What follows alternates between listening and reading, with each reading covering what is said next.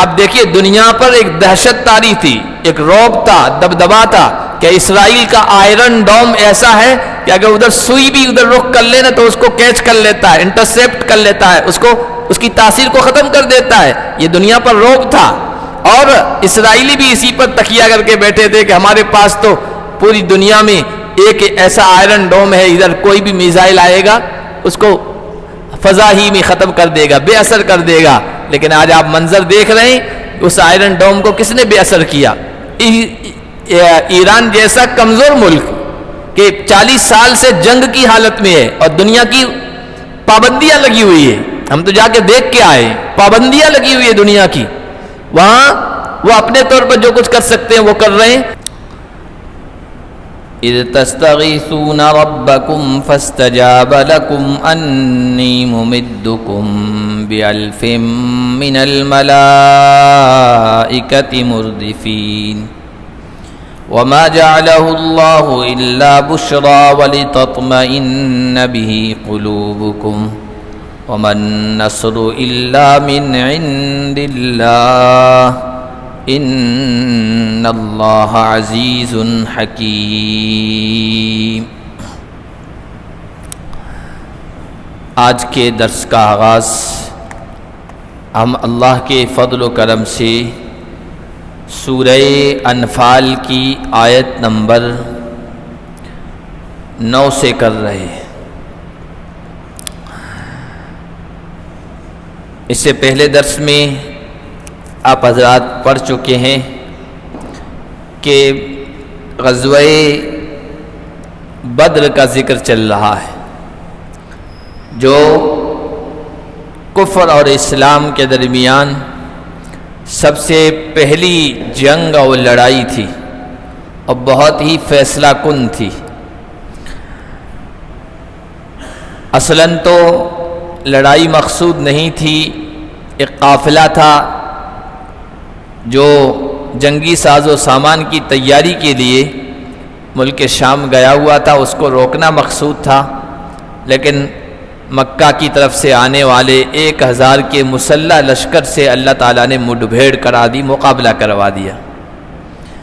اور اس بارے میں اللہ تعالیٰ نے فرمایا ایمان والے یہ چاہ رہے تھے، ایمان والوں کا ایک گروہ، کہ قافلے سے مقابلہ ہو، اور جو لاؤ لشکر کے ساتھ جو تعداد آ رہی ہے مکے کی طرف سے ان سے مڈ بھیڑ نہ ہو۔ یہ ان کے دل کی آواز تھی، کیونکہ مسلمان نہتے تھے، وہ ہتھیاروں سے لیس تھے، لیکن اللہ یہ چاہتا تھا نہتوں کو ہتھیاروں سے لیس طاقتور فوج سے لڑوایا جائے، مقابلہ کروایا جائے، اور پھر فتح اور کامیابی عطا کی جائے، تاکہ دنیا والوں کے سامنے یہ بات آئے کہ جدھر اللہ کی مدد ہوتی ہے وہ نہتے ہونے کے باوجود بھی غالب آ جاتے ہیں۔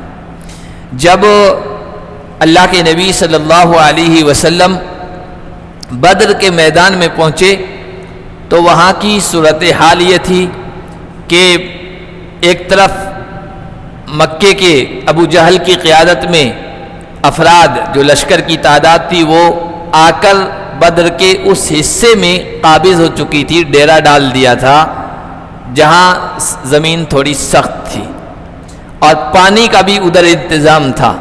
مسلمان جب پہنچے تھوڑے دیر سے پہنچے، اور مسلمانوں کے حصے میں جو علاقہ آیا، جو خطہ آیا، وہ ریتیلا تھا، چلنے میں پاؤں دھس رہے تھے، پانی پینے کا انتظام ادھر کچھ نہیں تھا، تو مشکلات تھی، پریشانیاں تھی، شیطان طرح طرح کے وسوسے پیدا کر رہا تھا، اور 1000 کا مسلح لشکر ہے، ادھر مسلمان 313 کی یا کچھ کم و بیش تعداد ہے، نہتے ہیں، سامان جنگ کا پاس میں اتنا نہیں ہے، تعداد بھی ادھر 3 گنا زیادہ ہے۔ اللہ کے نبی صلی اللہ علیہ وسلم نے یہ سارا منظر دیکھا تو اس موقع پر اللہ تعالیٰ سے دعا کی، اور دعا بھی بڑی عاجزانہ انداز سے لہوزاری کے ساتھ کہ مسلمانوں کے دلوں میں بھی یہی جذبات تھے دعا کہ اللہ تعالیٰ یہ پہلی جنگ ہے، فیصلہ کن ہے، یہاں اگر شکست ہو گئی تو لوگوں کے ذہنوں میں، کچے جو دل کے ہوتے ہیں وہ تو یہی کہیں گے چونکہ کفر غالب آ گیا وہ صحیح ہے، وہ درست ہے، اور حق کو باطل، باطل کو حق سمجھنے لگ جائیں گے۔ تو اللہ تعالیٰ نے فرمایا اذ تستغیثون ربکم، جب تم اپنے رب سے مدد طلب کر رہے تھے، دعا مانگ رہے تھے اللہ سے نصرت کی اور فتح کی اور کامیابی کی۔ اللہ کے نبی صلی اللہ علیہ وسلم کے بارے میں آتا ہے کہ بدر کی لڑائی جمعہ کے دن 17 رمضان کو ہوئی ہے، جمعہ کا دن تھا، تو اس سے پہلے جمعہ رات جو تھی شب جمعہ، اس میں اللہ کے نبی صلی اللہ علیہ وسلم اللہ کے سامنے بڑی آہوزاری کے ساتھ دعا کر رہے تھے، اور اتنے دنیا و مافیا سے غافل، اللہ سے اتنا لو لگایا تھا، دعا کر رہے تھے، چادر جو اوپر تھی نا، دعا مانگتے مانگتے آپ کے مبارک کندھوں سے نیچے گر گئی تھی، اور بڑی آہوزاری کے ساتھ دعا مانگ رہے ہیں، اور الفاظ یہ تھے اللہم انجزنی ما انجز لی ما وعدتنی، اے اللہ جس چیز کا تو نے مجھ سے وعدہ کیا ہے، ایمان کے غلبے کا، اہل ایمان کی فتح کا، کامیابی کا، نصرت کا، آج وہ پورا کر کے دکھا دیجئے۔ اللہم ان تہلک ہذہ العصابہ من اہل الاسلام فلا تعبد فی الارض ابدا، اے اللہ اہل اسلام کی یہ چھوٹی سی جماعت ہے، یہ چھوٹا سا گروہ ہے، یہ چھوٹا سا جتھا ہے، اور یہ میری 13 سالہ مکی زندگی اور 2 یعنی 15 سالہ زندگی کا نچوڑ و خلاصہ ہے، یہ آج یہاں پر آ گیا ہے۔ اگر یہ چھوٹی سی جماعت آج ہلاک کر دی گئی تو پھر اس دھرتی پر تیری عبادت کرنے والا کوئی نہیں بچے گا، ان کی لاج رکھ لے۔ یہ الفاظ تھے اللہ کے نبی صلی اللہ علیہ وسلم کی دعا کے۔ حضرت ابوبکر صدیق خیمے میں آئے نا تو دیکھا اللہ کے نبی اللہ سے لو لگائے ہوئے ہیں، دعا مانگ رہے ہیں، اور کندھوں سے چادر گر چکی ہے، واپس کندھوں پہ ڈالی چادر اور کہا یا رسول اللہ یا نبی اللہ حسبک، یا رسول اللہ اب کافی ہے، بہت دعا مانگ لی، اب اللہ آپ کی مدد ضرور فرمائے گا۔ تو اللہ کے نبی صلی اللہ علیہ وسلم بھی اس انداز سے دعا مانگ رہے تھے، مومنین بھی مانگ رہے تھے۔ فاستجاب لکم، تمہاری دعا پر اللہ نے لبیک کہا، دعا قبول فرمائی، اور یہ کہا انی ممدکم بألف من الملائکۃ مردفین، میں تمہاری مدد کرنے والا ہوں 1000 فرشتوں کے ذریعے سے جو یکے بعد دیگرے پے در پہ آئیں گے۔ یہاں 1000 کا ذکر ہے، اور چوتھے پارے میں ایک جگہ 3000 کا ذکر ہے، اور ایک جگہ 5000 من الملائکۃ مسومین 5000 کا ذکر ہے۔ تو اصل میں یہ جو فرشتے آ رہے تھے یہ کمک کے طور پر، کمک کہتے ہیں ایک لشکر لڑ رہا ہے، پیچھے سے اس کی مدد کے لیے اور اس کی حوصلہ افزائی کے لیے فوج کی کوئی بٹالین ٹکڑی آتی ہے نا، تاکہ انہیں حوصلہ ملے اور دشمن پر روب بیٹھے کہ پتہ نہیں ان کے پاس لڑنے والوں کی کتنی بڑی تعداد ہے۔ آپ نے ابھی دیکھا ہوگا یہ جب ابھی جنگ چل رہی ہے فلسطین اور اسرائیل کی، تو اس میں جب بیچ میں صلح کا مسئلہ آیا تھا نا، جنگی قیدیوں کے تبادلے کا، ادھر سے چھوڑا جائے ادھر سے بھی رہا کیا جائے، تو اس وقت ایک خاص اسٹریٹجی، ایک خاص حکمت عملی کے تحت حماس کے مجاہدین اچانک نکل کے آتے تھے اور اسٹیج سجاتے تھے، اور پھر اسرائیلی قیدیوں کو لاتے تھے اور ان کو رہا کرتے تھے۔ تو ایک خاص انداز تھا، اچانک آتے تھے 10-15 ہتھیاروں سے لیس اور چہرے باندھے ہوئے، وہ ایک رعب اور دبدبہ دکھانا مقصود ہوتا تھا۔ کمک آتی ہے نا وہ اسی طرح آتی ہے۔ فرشتوں کو بھی اللہ تعالیٰ نے اسی ایک ساتھ سب کو نہیں بھیجا، پہلے 1000 بھیجا، پھر 2000 جو ہے بھیجے، پھر 2000 بھیجے، اس طرح 5000 کی تعداد فرشتوں کی کمک کے طور پر، مدد کے طور پر آئی تھی۔ وما جعلہ اللہ الا بشرا ولتطمئن بہ قلوبکم، اللہ تعالیٰ نے یہ جو وما جعلہ اللہ، اس کو نہیں بنایا تھا مگر تمہارے لیے خوشخبری کے طور پر۔ یہ جو فرشتے پے در پہ آ رہے تھے نا، یہ تمہیں خوشخبری سنانے کے لیے، اور تاکہ تمہارے دل مطمئن ہو جائیں، دلوں میں سکون پیدا ہو جائے، بے چینی، اور دل میں ایک طرح کا کھٹکا تھا، ہم تعداد میں کم ہیں، ہتھیار بھی نہیں ہیں، جو حصہ ہمارے لڑائی کا میدان کا جو آیا ہے وہ بھی ہمارے لیے مددگار نہیں ہے، ہمارے موافق نہیں ہے، اور ادھر تعداد بھی زیادہ ہے، ہتھیاروں سے بھی وہ لیس ہیں، ان کا جو میدان کا پالا اور حصہ ہے وہ بھی ان کے موافق ہے. سب حالات تو تھے کہ غالب وہ آئیں گے. یہ دلوں میں جو بے چینی تھی اس طرح کی، اللہ تعالیٰ اس کو دور کر دے، اس لیے فرشتوں کی مدد بھیجی. اور آگے فرمایا دیکھو ہتھیاروں سے، تعداد سے اور ظاہری اسباب،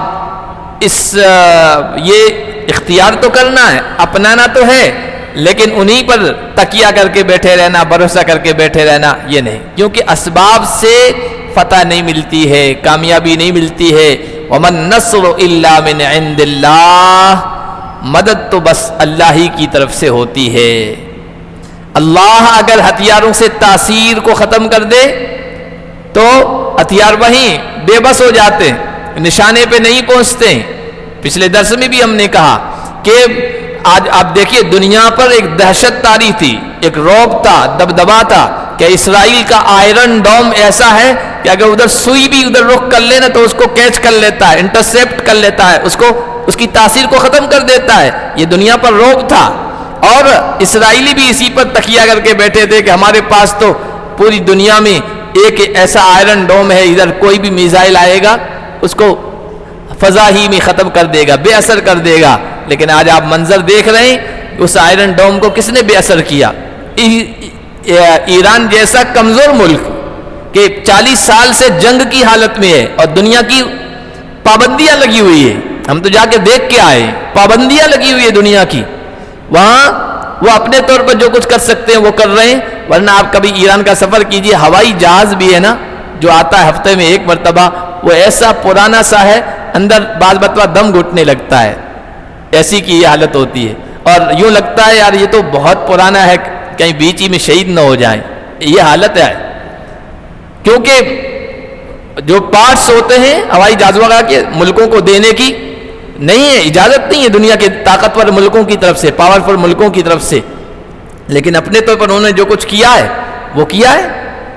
تو ظاہری اعتبار سے دیکھیں تو کچھ نہیں ہے، اور سامنے آپ دیکھیے ہتھیاروں کے اعتبار سے دنیا پر دہشت بیٹھی ہوئی تھی، اور وہ سمجھ رہے تھے یہ ہماری حفاظت کرے گا بس. لیکن وَمَن نَّصْرُ إِلَّا مِنْ عِنْدِ اللَّهِ، پچھلے درس میں بھی آیا تھا، اللہ يُحِقُّ الْحَقَّ بِكَلِمَاتِهِ، کبھی کبھی اس طرح منظر دکھاتا ہے تاکہ دنیا کے سامنے آئے کہ فتح و شکست و کامیابی و ناکامی یہ تعداد کی کثرت یا ہتھیاروں کے خطرناک ہونے کی وجہ سے نہیں ملتی ہے، یہ اللہ کی طرف سے ہوتا ہے. وَمَن نَّصْرُ إِلَّا مِنْ عِنْدِ اللَّهِ، مدد تو اللہ کی طرف سے ہوتی ہے. ان اللہ عزیز حکیم، بے شک اللہ زبردست ہے.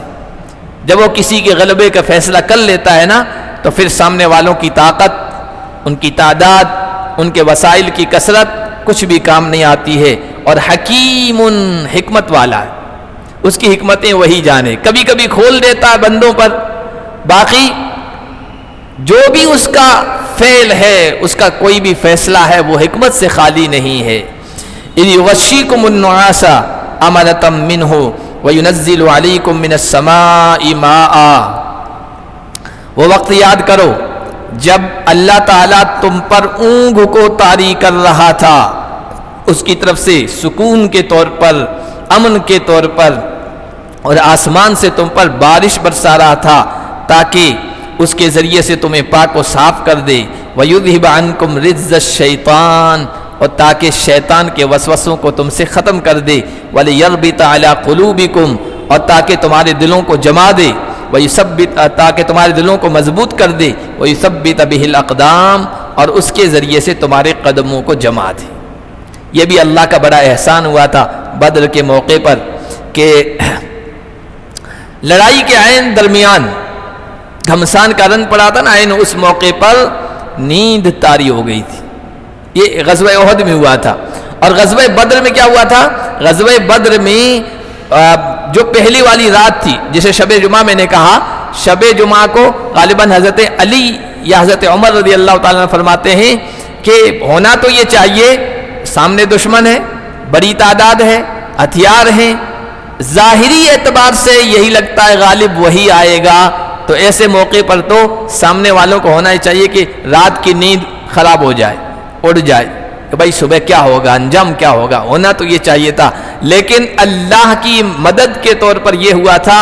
حضرت علی فرماتے ہیں اس رات مومن گھوڑے بیچ کر سوئے تھے، گھوڑے بیچ کر ہماری اصطلاح ہے، یعنی بے فکر ہو کر سوئے تھے، بڑی مزے کی نیند لی ہے، سوائے اللہ کے نبی صلی اللہ علیہ وسلم کے۔ اللہ کے نبی دعا ضرور مانگ رہے تھے، بے چینی کے ساتھ مانگ رہے تھے، اللہ سے مدد طلب کر رہے تھے۔ مومنین پر اللہ تعالیٰ نے جو ہے نا نیند طاری کر دی تھی۔ یہ نیند دلوں میں سکون پیدا کرنے کے لیے، نیند کی ایک خاصیت یہ ہے کہ اب حزن ہو، غم ہو، ٹینشن ہو، فکر ہو، اب کوئی گمبھیر مسئلہ ہو اور اچانک آپ کو جھپکی آ جائے نا تو آپ بالکل ریلیکس ہو جاتے ہیں، وہ سارا جو ہو جاتا ہے نا وہ ختم ہو جاتا ہے۔ عین جنگ کے درمیان یا جنگ سے پہلے اس طرح کی حالت کا پیدا ہونا یہ اللہ کی طرف سے مدد کے طور پر ہوتا ہے۔ یہ صرف جنگ کی حالت ہے۔ بعض مرتبہ کیا ہوتا ہے، درس سنتے ہوئے، وعظ و نصیحت سنتے ہوئے، بیان سنتے ہوئے، تعلیم کے حلقوں میں بیٹھتے ہوئے بھی لوگ سو جاتے ہیں اور کہتے ہیں سکینہ نازل ہو رہا ہے۔ نہیں، وہ سکینہ نازل نہیں ہوتا، وہ شیطان کا غلبہ ہوتا ہے، وہ بے توجہ و غفلت کی وجہ سے ہوتا ہے، وہ تو شیطان کی طرف سے ہوتا ہے۔ ہاں، جنگ کے درمیان جبکہ ہتھیاروں کی جھنکار ہو، آوازیں آ رہی ہو، دشمن سامنے ہو اور اس وقت نیند آ جائے تو سمجھ لیجئے اللہ کی طرف سے ہے، امان کے طور پر، سکون کے طور پر۔ اور پہلے بتایا بدر کے میدان میں یہ حال تھا کہ مشرکین مکہ اس حصے میں آ کے بیٹھ گئے تھے جو سخت زمین والا تھا، ادھر پانی کے چشمہ یا پانی کا کنواں بھی تھا، سب کچھ انتظام تھا۔ مسلمانوں کے حصے میں جو حصہ آیا وہ ریتیلا والا، اندر پاؤں دھس جاتے تھے۔ اب لڑائی لڑتے ہوئے، مقابلہ کرتے ہوئے پاؤں دھس جائیں، آپ ٹک نہ پائیں آپ کے پیر، تو یہ بڑا مشکل معاملہ ہوتا ہے۔ پھر پانی کا بھی انتظام نہیں تھا، پھر وہاں سے بدر تک آتے ہوئے کئی دن لگ گئے، تو اس میں بہت سارے مسلمانوں کو نہانے کی ضرورت پڑ گئی تھی، غسل کی ضرورت پڑ گئی تھی، پانی نہیں تھا۔ اب پریشان، اب شیطان وسوسے ڈال رہا تھا۔ الحمدللہ، شیطان وسوسے ڈال رہا تھا، تم کہتے ہو ہم تو حق پر ہیں، تم کہتے ہو ہم تو حق پر ہیں، اور ظاہری حالات، ظاہری سچویشن تو ایسی ہے کہ حق پر وہ لگ رہے ہیں، ہر اچھی چیز، ہر اچھی صورتحال تو ان کے پاس ہے۔ یہ شیطان وسوسے ڈال رہا تھا عقیدے کو، ایمان کو کمزور کرنے کے لیے اور بے چینی پیدا کرنے کے لیے۔ تو اللہ تعالیٰ نے مسلمانوں کی مدد کے طور پر يُنَزِّلُ عَلَيْكُم مِّنَ السَّمَاءِ مَاءً، وقت یاد کرو جو اللہ نے تم پر آسمان سے پانی برسا دیا، بارش ہو گئی۔ اب اس بارش کا نتیجہ کیا ہوا؟ ایک تو فائدہ یہ ہوا لِيُطَهِّرَكُم بِهِ، اگر کچھ مسلمانوں کو نہانے کی ضرورت تھی، غسل کی ضرورت تھی، وہ انہوں نے اپنے جسم کو پاک کر لیا۔ اور شیطان جو وسوسے ڈال رہا تھا نا، ادھر زمین سخت ہے، ان کے حق میں اچھا ہے، اور یہاں یہ ہے بعض مرتبہ، یہ مثال کے طور پر سمجھ میں آتا ہے کہ بعض مرتبہ یہ جو کرکٹ کے دیوانے ہوتے ہیں نوجوان، تو اس وقت دیکھتے ہیں بھائی دو زبردست ٹیموں کا مقابلہ ہے نا، تو اس وقت بادلوں کا کیا ہے، ہوا کا کیا رخ ہے، پچ کیسی ہے، اور اوس تو نہیں پڑنے والی ہے۔ اگر اس طرح ہو جاتی ہے تو یہ چیزیں کہ یار یہ حق میں ہے، یہ ان کے مخالف ہے، ظاہری طور پر یہ ہوتا ہے، انسان کے دل میں بات آتی ہے۔ یہ بھی ایک مقابلہ تھا، ظاہری اعتبار سے دشمن کی مدد کر رہا تھا۔ اللہ نے پانی برسایا تو اب معاملہ الٹ ہو گیا۔ معاملہ الٹ اس طرح پر ہوا، وہ جو سخت زمین تھی نا اس میں کیچڑ پیدا ہو گیا، وہاں پھسلن پیدا ہو گئی، چلے تو آدمی پھسل جائے۔ اور یہ جو ریت تھی، آپ ریت میں جا کے دیکھیے بارش کے موسم میں بالکل دب جاتی، مضبوط ہو جاتی ہے، قدم سختی کے ساتھ پڑتے ہیں۔ تو معاملہ الٹ ہو گیا۔ اب جو شیطانی وسوسہ تھا نا وہ بالکل ختم ہو گیا۔ اب تو دل کے اندر یہ یقین بیٹھ گیا کہ نہیں، اللہ کی مدد ہمارے ساتھ ہے۔ ادھر کیچڑ کر دیا، ادھر ظاہر حالت خراب تھے لیکن ہمارے حق میں کر دیا۔ اور اس طریقے سے اللہ تمہارے دلوں کو مضبوط کرنا چاہ رہا تھا، تمہارے قدموں کو جما رہا تھا۔ اذ یوحی ربک الی الملائکہ انی معکم، جب اللہ تعالیٰ فرشتوں کو وحی کر رہا تھا، فرشتوں کو حکم دے رہا تھا، انی معکم، میں تمہارے ساتھ ہوں، فثبتوا الذین آمنوا، تم ایمان والوں کو جماؤ۔ یہ جو فرشتے آتے ہیں جنگ وغیرہ میں، یہ بات یاد رکھیں کہ باقاعدہ جنگ فرشتے نہیں لڑتے، باقاعدہ جنگ فرشتے نہیں لڑتے ہیں۔ فرشتے آتے ہیں مومنین کی حوصلہ افزائی کے لیے، ہمت بڑھانے کے لیے، اور اکا دکا واقعہ ایسا پیش آ جاتا ہے کہ مومنوں کو لگے کہ ہاں فرشتے ہیں ہماری طرف سے لڑ رہے ہیں، ورنہ لڑنا تو مومنین ہی کو ہوتا ہے۔ یہ فرشتے جو ہے نا یہ نیک جذبات ابھارتے ہیں، مومنوں کے دلوں میں نیک جذبات ڈالتے ہیں، حوصلہ بڑھاتے ہیں، ہمت بڑھاتے ہیں، اور مومن وار کر رہا ہے اور اس کی تلوار جو ہے کافر کی گردن کے پاس پہنچی اور اس سے پہلے گردن جدا ہو گئی، اکا دکا اس طرح کے واقعات پیش آ جاتے ہیں تاکہ مومنین کو محسوس ہو ہے کوئی اندیکھی طاقت ہمارے ساتھ۔ اور ہر زمانے میں ایسا ہوا ہے، آپ داستانیں پڑھیے جہاد کی، اللہ کے راستوں میں دشمنوں کا مقابلہ کرنے والوں کی، چاہے رسیا سے مقابلہ ہو، چاہے امریکہ اور 56 ممالک سے ممالک ہو، لوگوں نے لکھی ہے داستانیں کس کس طریقے سے انہیں محسوس ہوا کہ کوئی اندیکھی طاقت اللہ کے نام پر لڑنے والوں کے ساتھ ہے۔ اور پہلے تو تھے ہی، ہمارے پہلے اسلاف جو تھے صحابہ تابعین، ان کے ساتھ تو یہ اللہ کی طاقتیں تھی ہی۔ تو فرشتوں کو یہ کہا کہ میں تمہارے ساتھ ہوں، ایمان والوں کو جماؤ۔ سألقی فی قلوب الذین کفروا الرعب، میں کافروں کے دلوں میں رعب ڈال دوں گا، دہشت ڈال دوں گا۔ فاضربوا فوق الاعناق واضربوا منهم كل بنان، چنانچہ جب فرشتے ہوتے ہیں نا کسی میدان جنگ میں تو ظاہری حالات کافروں کے حق میں ہوتے ہوئے بھی ان پر دہشت اور رعب بیٹھ جاتا ہے، انہیں بھی محسوس ہوتا ہے کہ مسلمان ہر اعتبار سے ہم سے پیچھے ہیں، لیکن یہ کون سی طاقت ہے، ان کو حوصلہ کیسے مل گیا، ان کے ہتھیار نشانے پہ کیسے لگ رہے ہیں، یہ سوچ سوچ کے ان کے دلوں میں رعب بیٹھ جاتا ہے۔ فَاضْرِبُوا فَوْقَ الْأَعْنَاقِ، لہذا گردنوں کے اوپر مارو، گردنیں اڑاؤ۔ وَاضْرِبُوا مِنْهُمْ كُلَّ بَنَانٍ، اور کافروں کے ہر انگلی کے پوروے پہ مارو۔ یہ انگلی کا جو کنارہ ہے نا اس کو پوروا کہتے ہیں، کہ یہاں مارو۔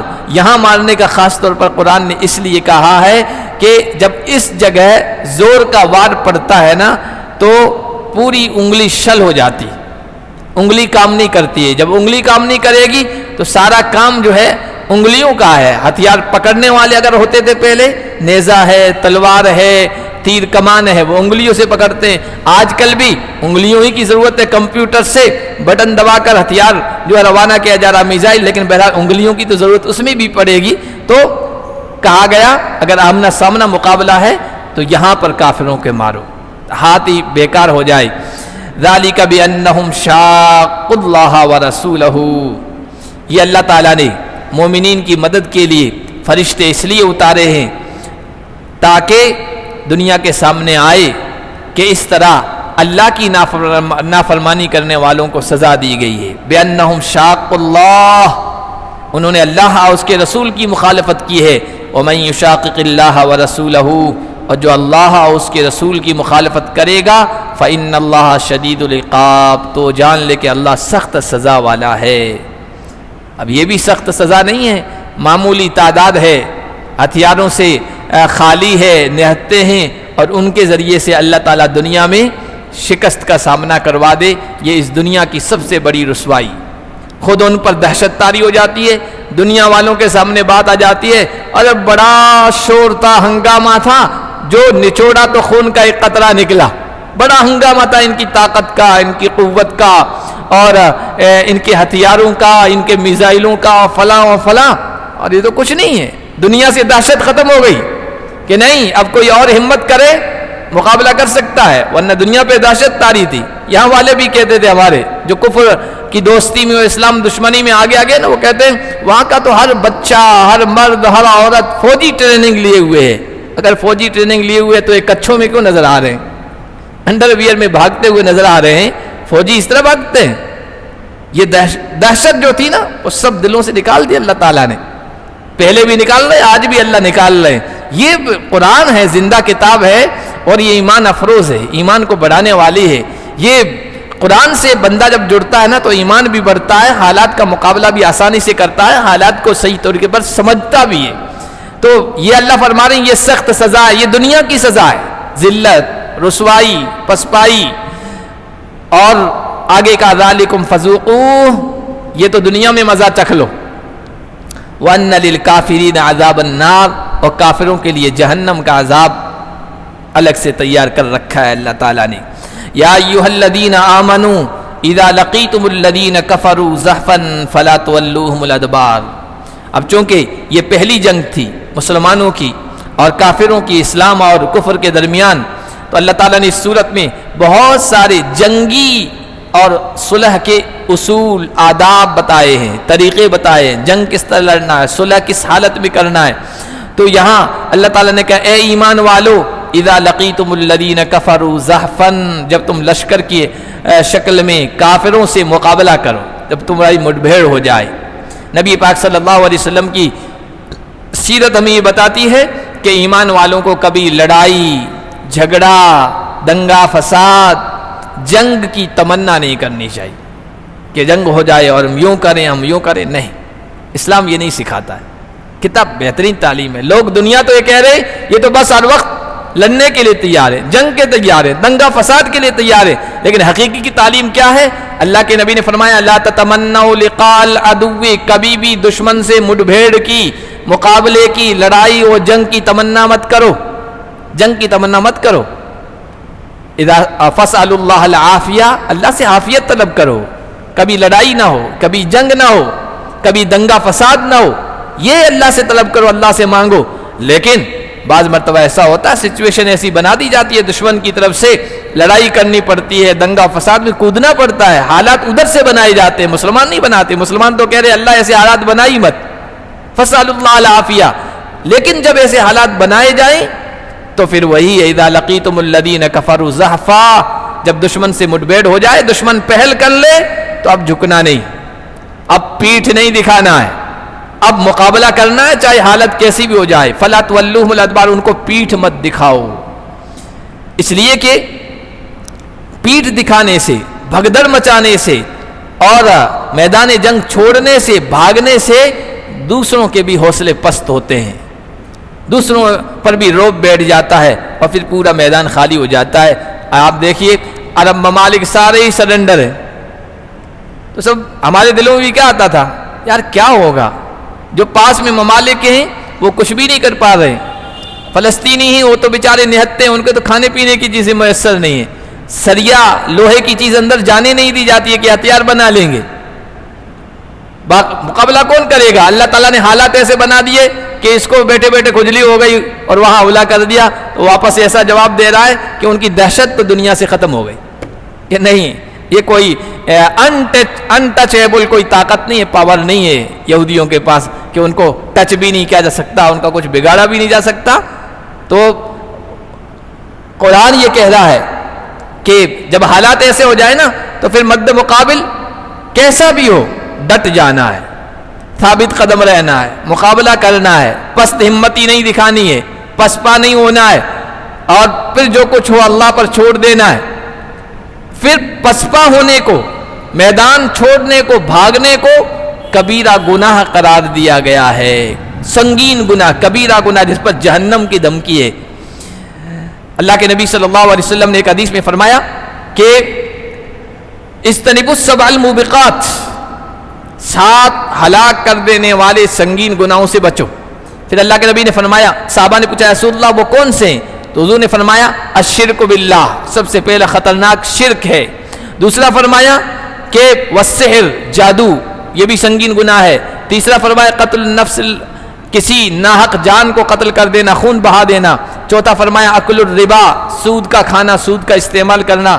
پانچواں فرمایا اکل مال الیتیم، یتیم کا مال حق ہڑپ کر لینا، اس کا کھا جانا۔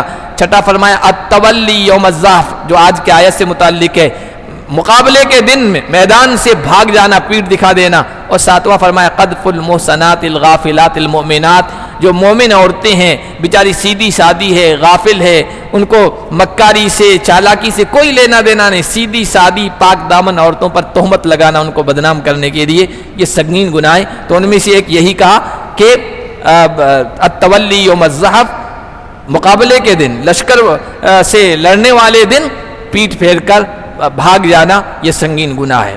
وَمَن يُوَلِّهِمْ يَوْمَئِذٍ دُبُرَهُ، اس دن جو کوئی اپنی پیٹ دکھائے گا، إِلَّا مُتَحَرِّفًا لِقِتَالٍ أَوْ مُتَحَيِّزًا إِلَىٰ فِئَةٍ، ہاں جنگ کے لیے تدبیر کرنے والا ہو، پینترا بدلنے والا ہو، یا اپنے جتھے کے ساتھ مل کر پھر مقابلہ کرنے والا ہو، دو چیزیں سامنے رکھ کر اگر وہ میدان سے پیچھے ہٹتا ہے تو گناہ نہیں۔